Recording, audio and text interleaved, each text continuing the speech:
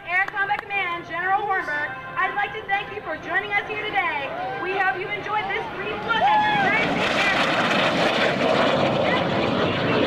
and a rare class Air Force American. Thank you. Enjoy the rest of the show. As Snorter comes ripping through here in the F-86. Just like that's when the first fighter wing was flying a bunch of years ago. But we got some music. We're going to play that and let him go and beat up the countryside. Get that beautiful airplane. You're taking a good close look at that. That is a magnificent bird. Now this plane was the design from North American. This particular plane is actually a Canadair F-86 built in Canada with a slightly bigger engine than North America offers in their airframe. Built on the license. You got that music playing or what? You got that playing? I don't hear Jack out here.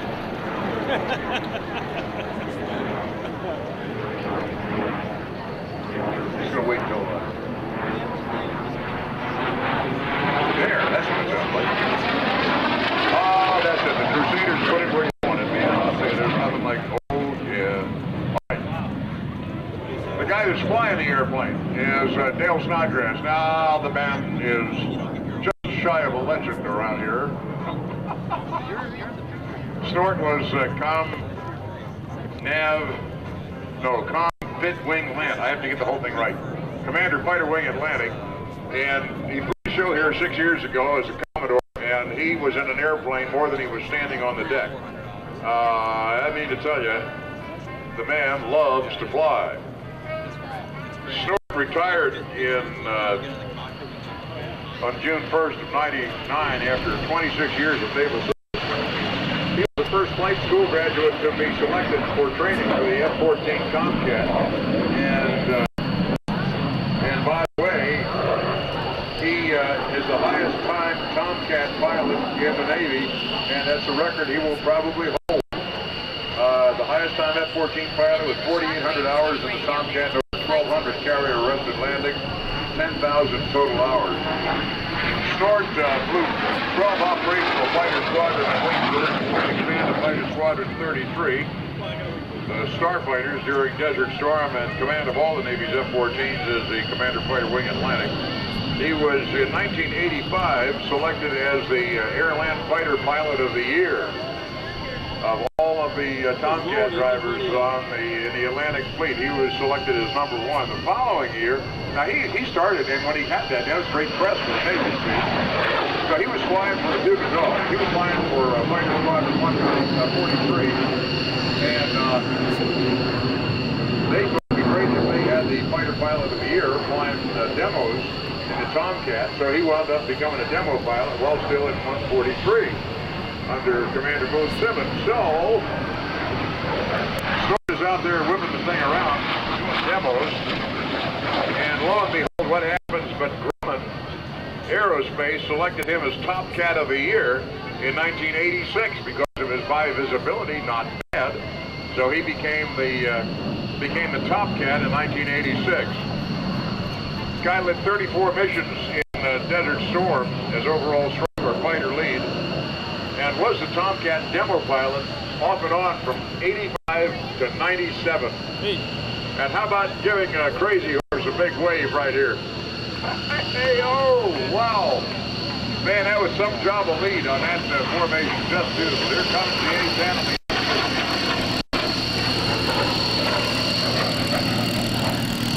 Snort won all kinds of awards. Decorations, and our brother's going through them. I'm telling you that he is a fine pilot. Here you are giving you the big great wave over here from the first fighter wing. Okay, do it again.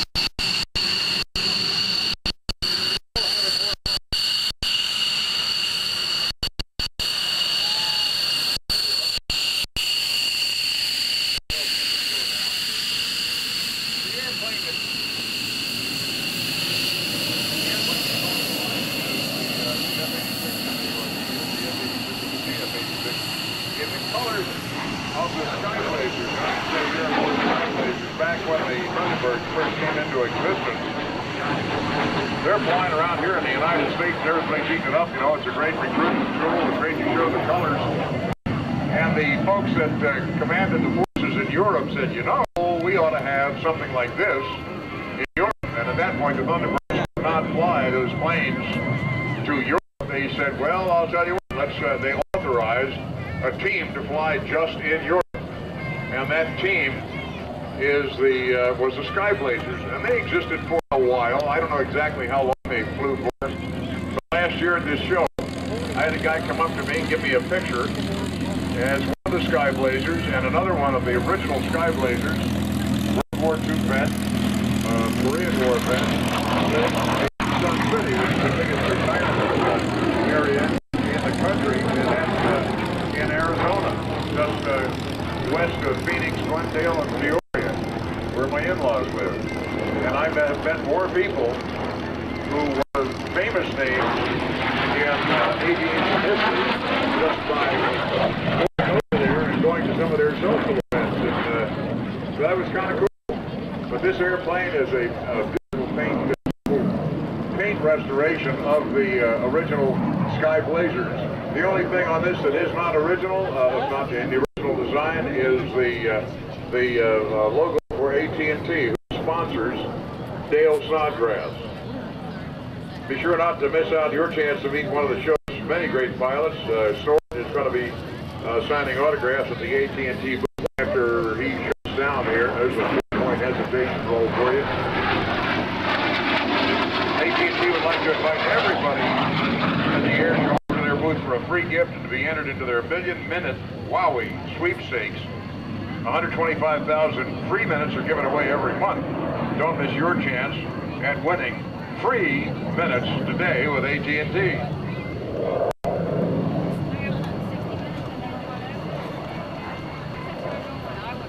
Dale enjoys beating this place up as the music is continuing to play here.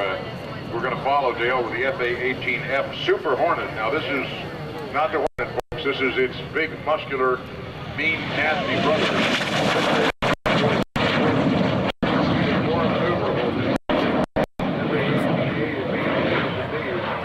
Wait until you see it. If you haven't seen it fly, you're going to love it. We'll follow him with Sean Tucker. And some people said, oh, I want to see the shock. The guy kept whining, you know, I want to see the jet truck again. You want to see the jet truck? Want to see the Shockwave again? Yeah! We have arranged to have the Shockwave have a race that would be a little more evenly matched. Instead of racing a biplane with a wing walker on it, we're going to have the Shockwave race.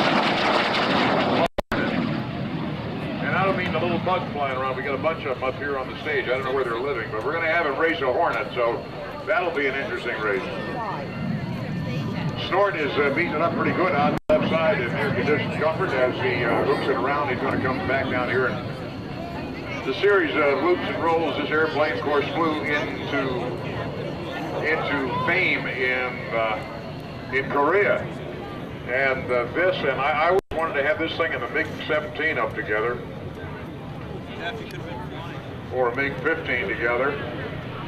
This is the plane as Snort flies duck under, rolling to the right, turning left, and you see the fuel tanks he has hung underneath the airplane. He'll come around here, and when he slows it down, what he will do is he will extend speed brakes. His little speed brakes are ahead of the tail on the lower part of the fuselage, and they stick way out into the wind. And the fact is, with these engines and these airplanes going back way back when, you aren't old enough to have flown airplanes way back when, but the old engines, you push a go lever forward and it would go home, and eventually, you know, maybe in 10, 12 seconds, it would spool up.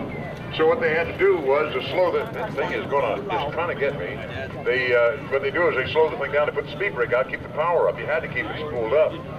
So that's what he's doing right now, is he's doing a dirty roll in the landing configuration. You see the rollers out there. And not only that, but he makes it a 4-point hesitation roll. And when he goes around the corner, I believe he's just going to leave the rollers out. And when he goes around the corner, he will keep the engine up and put his speed brakes on. That's really the way he's going to control his speed on the approach. In the event something untoward happens on the runway in front of him, he already has the engine wound way up, and he can retract the speed brakes and accelerate away from the runway. So he's out there on downwind right now and still making a whole bunch of smoke. That's such a pretty airplane. What a great airplane to just travel somewhere, and all the attention that thing gets. And I think of Bill Reisman flying in the Red Bull MiG. Here's another one that gets an awful lot of attention.